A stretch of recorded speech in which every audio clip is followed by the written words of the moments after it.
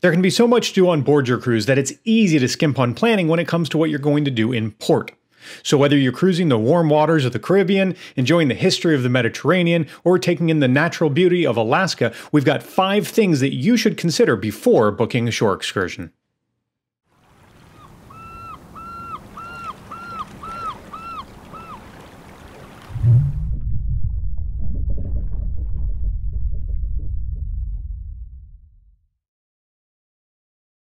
Number 1, will you be up for it?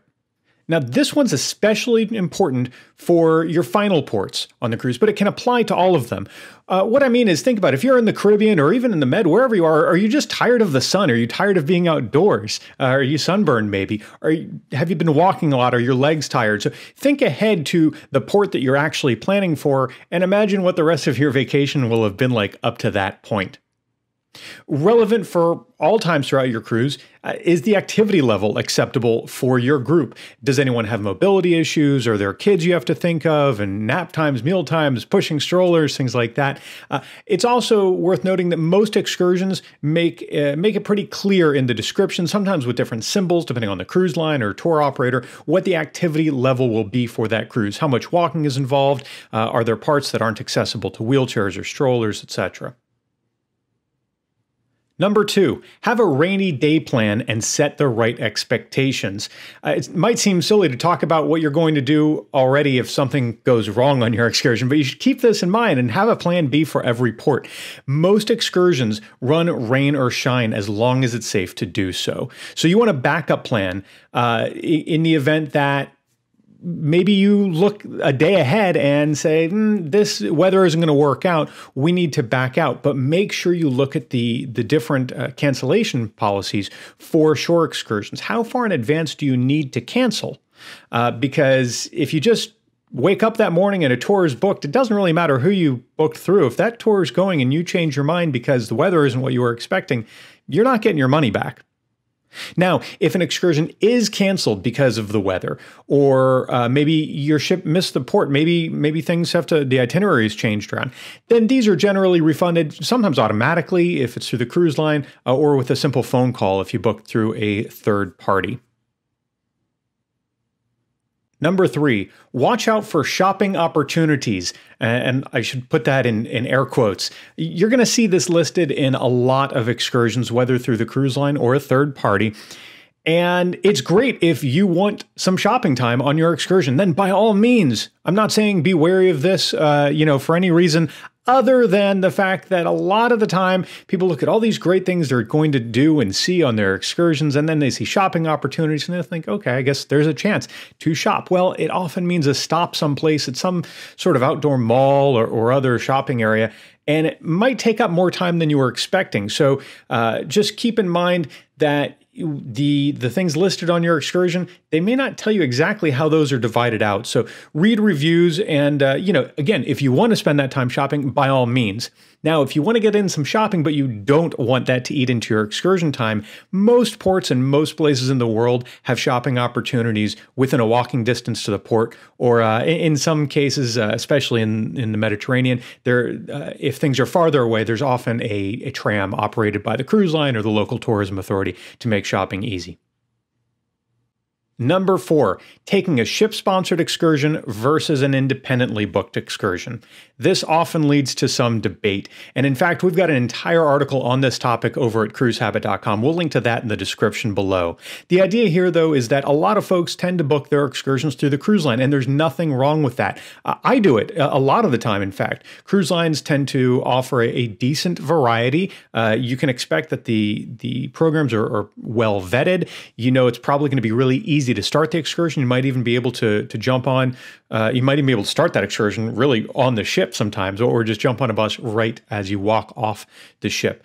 There are a lot of advantages there. You can book shore excursions through third parties, whether it's through someone that a company that just books shore excursions, that just handles coordinating with local tour operators. And some of these websites will even let you select your cruise, and they'll tell you what's available based on your itinerary, or going through things you find on TripAdvisor or any other site. you can book these. They're often going to be cheaper than booking through the cruise line. Sometimes they might even be the same tour, as it turns out, but for less money. Not always. And you'll often find a wider variety of options, not only in the things to do, but the timetables. Maybe you think, well, that sounds really great. I want to see that one place the cruise line offers a tour to, but I don't want to spend all day there. You might find another option through a third party. Now, back to that one point. Again, check out the article for more on this, but don't worry so much about the guarantee that the ship will wait for you if you're booking through the cruise line. Why? Well, first of all, most third parties guarantee they'll get you back to the ship, and they'll like pay your airfare and coordinate everything if they don't, because they're going to get you back on time. Their business is done. If so much as one group of cruisers misses the ship, they're done for. So trust me, they're watching out for that just as much as you are. So a lot of things to consider here. Just know that there are options on both sides. Number 5. You don't have to get off the ship.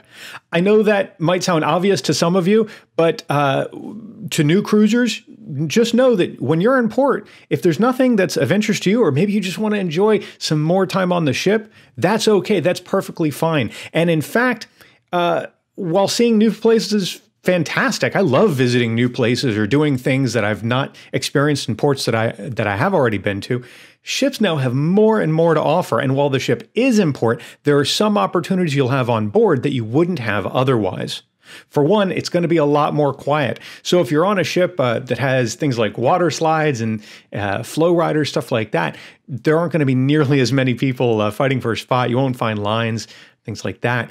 Also, there will be discounts in the spa. Sometimes specialty dining restaurants will have tastings that are really inexpensive that let you sample a lot of different things. Going to be some opportunities because the ship wants to be able to provide opportunities for guests who stay on board to enjoy their time while they're doing so. Now, the other side of that is that you should know while in port, most times, far more often than not, the casino and onboard shops are closed. So if you're thinking, well, I know. I think I'm going to send my family on that excursion that they were eyeing. I'm going to head to the casino. You can head there all you want and help them vacuum, maybe. Those are just 5 things you should consider before booking shore excursions. Of course, there are lots more. We've got tips for you over on cruisehabit.com. And whatever you decide to do, whether on board or ashore, make sure it's cruising the way that you want to, because there is no wrong way to cruise.